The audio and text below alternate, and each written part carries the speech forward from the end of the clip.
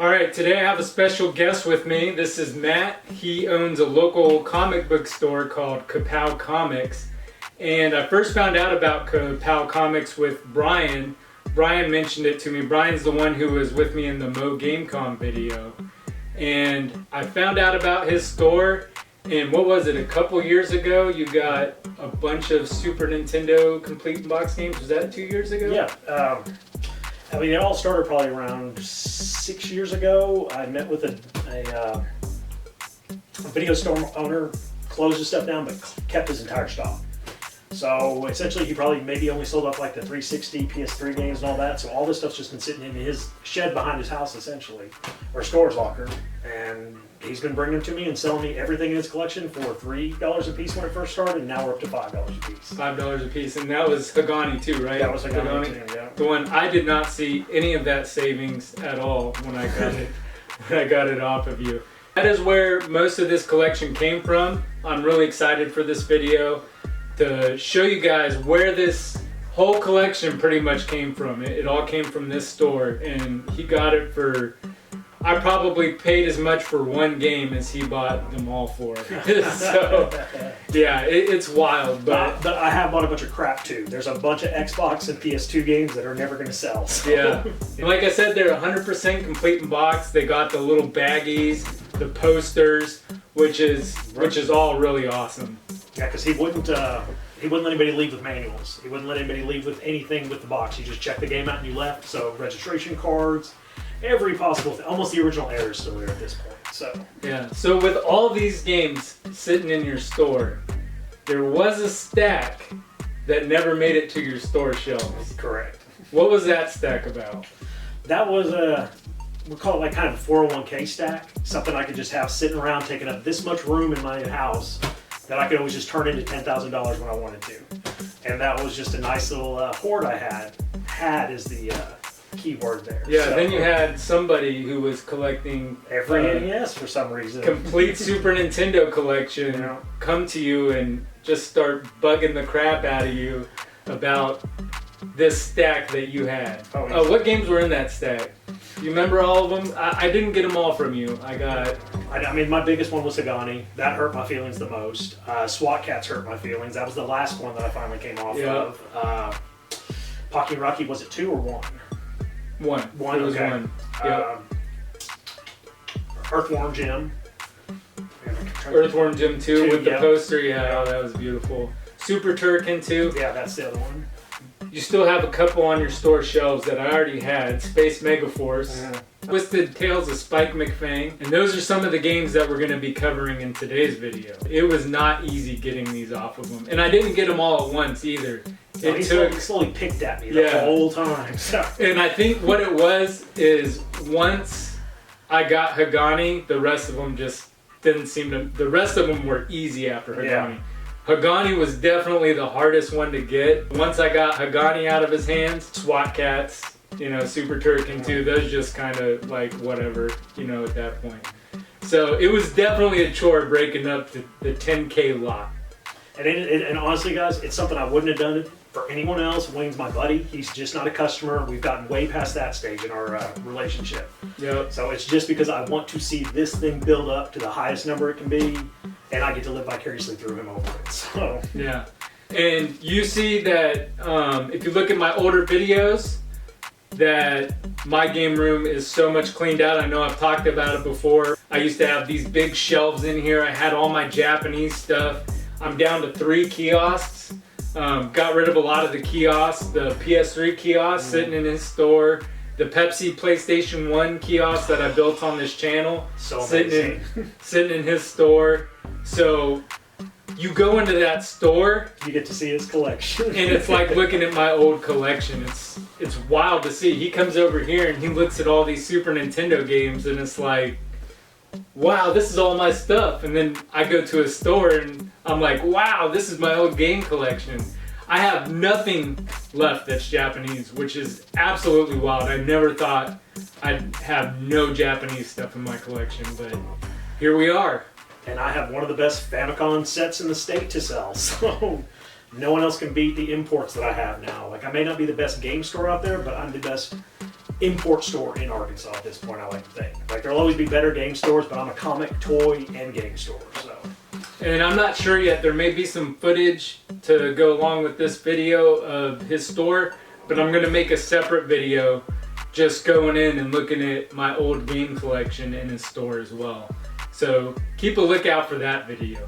So now that you traded me all the games like Hagani and Super Turrican 2, SWAT Cats, do you have any regrets of that trade? Oh, yes, 100%. 100%. If it wasn't Wayne, that's the only reason he got it. So awesome. Because it was something, like I said, it's this little bit of a stack is worth that much. It was so nice just to have that little hoard sitting there. Like, if I ever needed cash, I could just go straight to that stack. But now it's more fun to see them getting played, honestly. Right on. Well, I'm not sure how much I told you that I appreciate these games and you letting go of them for me. But with that being said, today we have 7 games that we'll be adding to the collection. Let's check them out.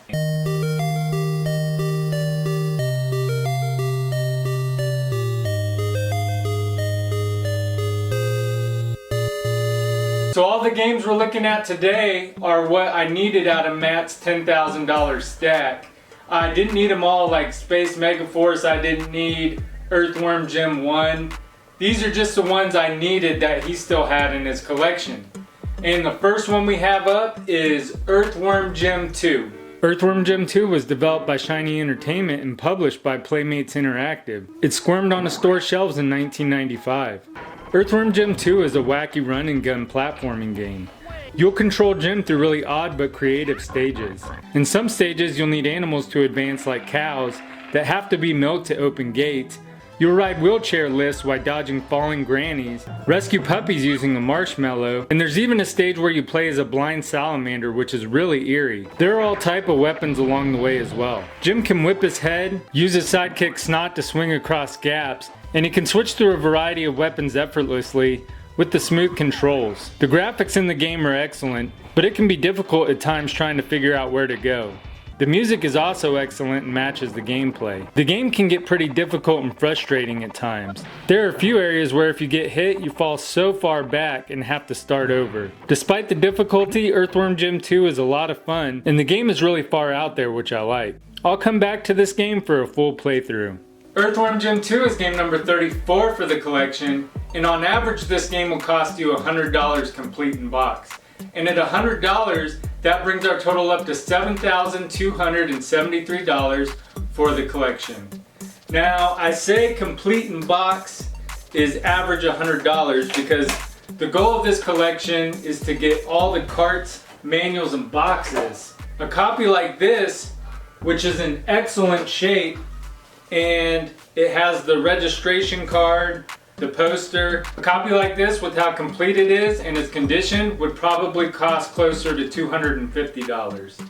But like I said, for the quest, we're just going with how much can you put a complete in-box library together. And the next game up is Hagani, The Final Conflict. Hagani was developed by Cat Production and published by Hudson Soft.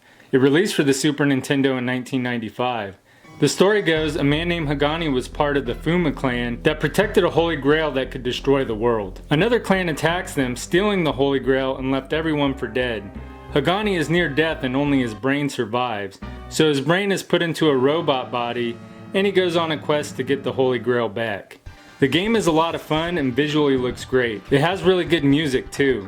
Hagani has so many moves he can perform using different button combinations, which makes for some great gameplay. He has so many moves, it's actually hard to remember them all. It would take a lot of practice to perfect every move and use them in the right situations. He also has 4 different weapons to choose from a katana, which is a great all-around weapon, shuriken, which is a good long-range weapon, a chain, which is good for overhead enemies, and bombs, which are really powerful but limited. You also have ninja art, which will temporarily make Hagani invincible and damage all enemies on the screen. The controls are good, but the platforming feels a little sluggish. It doesn't hurt the gameplay too much, but it's noteworthy. The game has a very high difficulty level and takes a ton of trial and error. Overall, Hagani is a fun game, but if you've never played it before, prepare for a butt whooping until you learn the levels. This is a very pricey game as well, so it's best to find the Japanese version if you want a real copy, or emulate it. Hagani is game number 35 for the collection, and price charting has it at $2,000. And at $2,000, That brings our total up to $9,273 for the Super Nintendo Complete in Box Quest. And I will say that for this copy in this condition, I did have about $3,500 to $4,000 in trade. And the next game we have up is Ninja Warriors. Ninja Warriors was developed by Natsume and published by Taito. It snuck onto store shelves in 1994. Ninja Warriors is a beat-em-up game. Starting off, you choose from one of 3 ninja robots, or as the manual calls them, androids. Each character has their own strengths, weaknesses, and attacks. Kunoichi is fast, but takes damage quickly. Ninja is a big guy that can take a lot of hits, but he's slow. Kamatashi is an all-around character with a good balance of speed and strength. Each android has their own style of attack, but all the button combinations are the same. The controls are functional, but you can't duck or stand while attacking. When you have guys coming from behind and in front of you, and attacking high and low, it can cause you to take more damage because you can't quickly change positions while fighting. The visuals look great with big sprites and good level design. The music is decent, but nothing really memorable. Despite the slight issue with the controls, Ninja Warriors is a fun game. It's well worth checking out. Just don't expect to play with a friend because there isn't a 2-player option. Ninja Warriors is game number 36 for the collection, and price charting has it at $540. And at $540, that brings our total up to $9,000 something. And at $540, that brings our total up to $9,813 for the collection. And the next game we have up is Pocky and Rocky. Pocky and Rocky was developed and published by Natsume and available to purchase in 1993. Starting off the game, you learn the story of some goblins that started acting up a long time ago. But Pocky put a stop to it. Then they just started acting up again, and you set off on a quest to fix the problem. You choose to play as either Pocky or Rocky. Pocky and Rocky is a shooter. When you play as Pocky, your main weapon is throwing magic cards, and Rocky throws leaves. The graphics are super good and the music matches the scenery perfect. The game has a very Japanese feel. You battle a wide variety of enemies as you make your way through the levels, and figuring out what they all do will take trial and error. You can power up your weapons in the game by finding power-ups. Finding a blue ball will upgrade your weapon to a spread shot. Finding a red one will turn your weapon into a fire shot. The more balls you collect of the same color, the more powerful it becomes. But no matter how powerful your weapon is, as soon as you hit a ball of a different color, it downgrades it to level 1, which is kind of a bummer. The game has unlimited continues, but it's challenging so you'll need them. The controls are very responsive, which is needed for all the enemies coming at you. But I think we have a new record holder for the worst slowdown in the game. It's bad and it'll mess up your rhythm. It happens in both single player and multiplayer, but it's worse in multiplayer. Overall, Pocky and Rocky is a fun game and worth playing despite its flaws. Pocky and Rocky is game number 37 for the collection, and price charting has it at $456. And at $456, that brings our total up to $10,269 for the SNES Quest. $10,000 at game number 37. I wonder where we were at in the N64 Complete in Box Quest when we crossed $10,000. And Ogre Battle Person of Lordy Caliber is game number 214 for the collection. This lot of 13 games cost me $370 shipped, and it would have cost a lot more if it wasn't in an eBay auction, which I sniped, by the way. And at $370 shipped, that brings our total up to $10,322 for the N64 Complete in Box Library. And the next game up is Super Turrican 2. Super Turrican 2 was developed by Factor 5 and published by Ocean. It blasted onto store shelves in 1995. Super Turrican 2 is a run and gun game. Starting off, you choose your difficulty level and jump right into the game. This is another game where you get to press all the buttons on the controller. Your character is loaded with different weapons and abilities. You can find 4 different main weapons, which are a spread rifle, laser, flamethrower, and a rebound laser. Each weapon can be upgraded 3 times.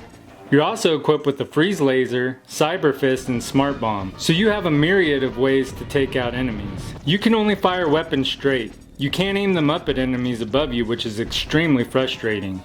One thing that makes the game fun is the grappling hook. It reminds me a lot of Bionic Commando on the NES. The controls take a little getting used to, but they're not bad. The visuals are nice and the music is really good as well. The first thing I noticed when I started playing the game was the sound of the weapons. They sound really awesome.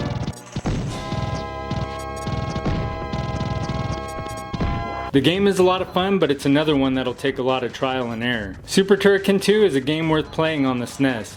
I'll come back and do a full playthrough of the game. Super Turrican 2 is game number 38 for the collection, and price charting has it at $879. And at $879, that brings our total up to $11,148 for the Super Nintendo Complete in Box Quest. And the next game we have up is SWAT Cats. SWAT Cats was developed by AIM and published by Hudson Soft. It clawed its way onto the SNES in 1995. SWAT Cats is a side-scrolling action platformer. Starting off the game, you get to choose from either T-Bone or Razor for your character. Both handle differently but have the same weapon. The weapon can upgrade as you play through the game, but starting off it's complete garbage. The hit detection of the weapon is atrocious. You'll clearly be blasting away at an enemy, but the bullet has to go almost all the way through them for it to hit them. The controls are broken. Some of the platforming is okay, but the part where it rains has a completely over-exaggerated slippery effect. It's laughable. In this stage where you're flying down towards this blue monster, this part took me way too long to beat trying to shoot these things while spinning using the choppy aim control. The developers of Conker's Bad Fur Day must have played this and realized how crap it was, because they modeled the Great and Mighty Pooh after this thing.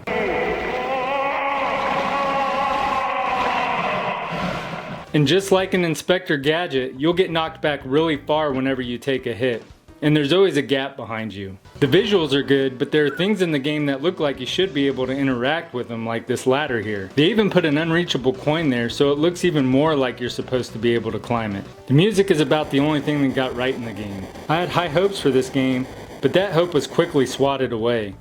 The game is expensive too, so just avoid it altogether. SWAT Cats is game number 39 for the collection, and on average this game will cost you around $700 complete in box, bringing our total up to $11,848 for the SNES library. And last but not least, we have The Twisted Tales of Spike McFang. The Twisted Tales of Spike McFang was developed by Red Company and published by Bulletproof Software, releasing for the Super Nintendo in 1994. Spike McFang is an action RPG.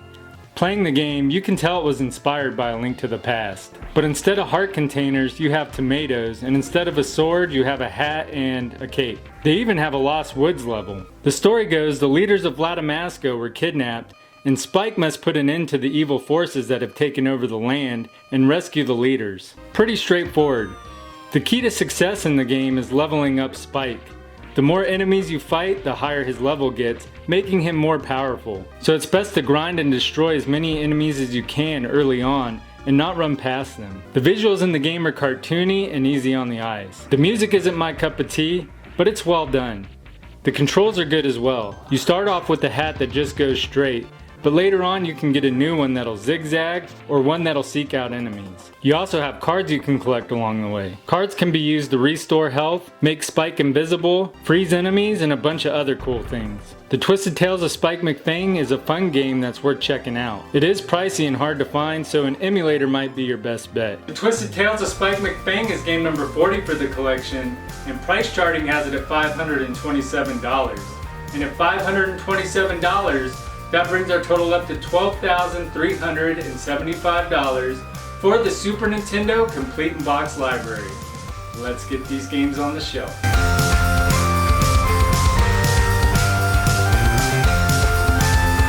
If you enjoyed the video, please make sure to subscribe, and I'll be bringing you more videos like this. Also make sure to leave a thumbs up for Matt breaking up his $10,000 lot for us. Until next time, I'm Gamer Wayne, and thanks for watching.